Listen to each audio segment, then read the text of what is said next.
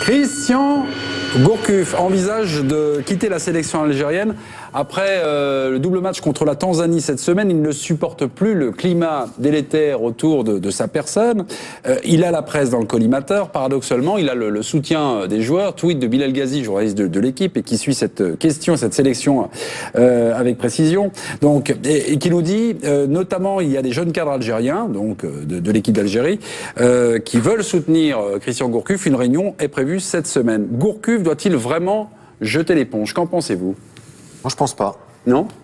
Mais c'est bien parti pour, j'ai l'impression. Soutenu par les joueurs, soutenu par une partie des dirigeants de la fédération algérienne, soutenu par une partie de la presse. Ça fait beaucoup de monde pour le soutenir. Pas par la partie qui fait le plus de bruit, en tout cas. Sûrement, mais par une partie quand même.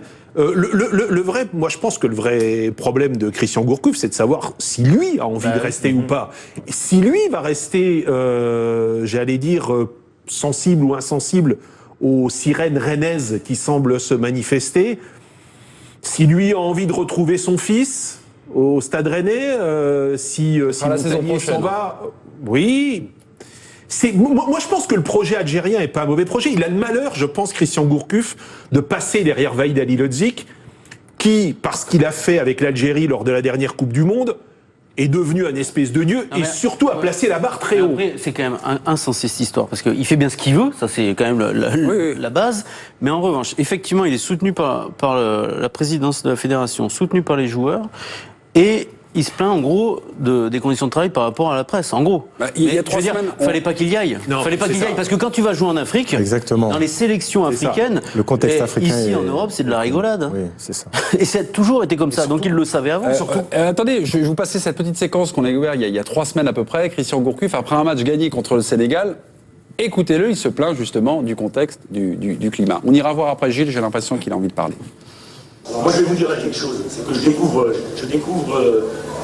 un autre pays, je découvre un autre environnement. Et je dis que la sérénité ici, ah oui, ça évidemment c'est difficile. C'est difficile. Parce que alors après, il ne faut pas s'étonner que les joueurs soient nerveux, que tout le monde soit nerveux. Et donc, dans le foot, dans le sport, il faut un maximum d'analyse, un minimum d'analyse et de sérénité.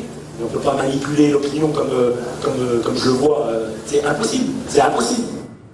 La question qui me vient à l'esprit, Gilles, Alou, peut-être vous n'avez pas parlé, la personnalité de Christian Gourcuff, est-ce qu'elle est compatible avec justement être manager d'une sélection algérienne? C'est peut-être ça le problème, parce que on voit bien qu'en Afrique, bon, il y a des situations difficiles à gérer dans l'organisation.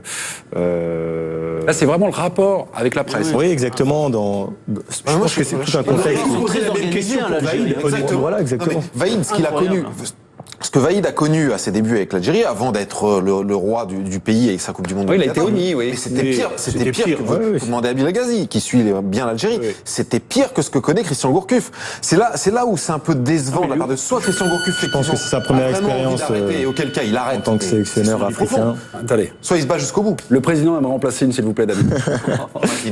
Allô, qu'est-ce que vous voulez dire? Non, je disais juste que c'était sa première expérience en tant que sélectionneur africain et qu'il découvre les aléas voilà. C'est sûr que c'est pas l'Orient. Gilles, conclusion. Je n'ai pas entendu sur Christian. Attention, la foudre va tomber. Vous ne me donnez jamais la parole, je ne peux pas parler. Vous dormez aussi, hein? Non, je dors pas, j'écoute, moi, religieusement. Et moi, je n'interromps jamais personne. Je n'interromps jamais personne, contrairement à l'heure, là. 23h22, c'est s'il vous plaît, Sébastien, vous êtes averti, laissez parler, s'il vous plaît. Gilles, vous avez 20 secondes. Tu déteins sur certaines personnes dans cette émission. Donc, Gilles, très rapidement. Non, mais je pense que ça c'est pas fait pour lui, une sélection. Je pense qu'il aime pas ça. Il aime pas ça. Je vais un petit peu un peu plus aller un peu loin. Il aime pas ça. C'est un type qui est au quotidien dans le football tous les matins, dans sa réflexion, dans un club. Il aime ça. Là, c'est très compliqué. L'Algérie, c'est très compliqué. Si on compare mais contrairement à ce qu'a dit Thierry, je ne pense pas qu'il ira à Rennes.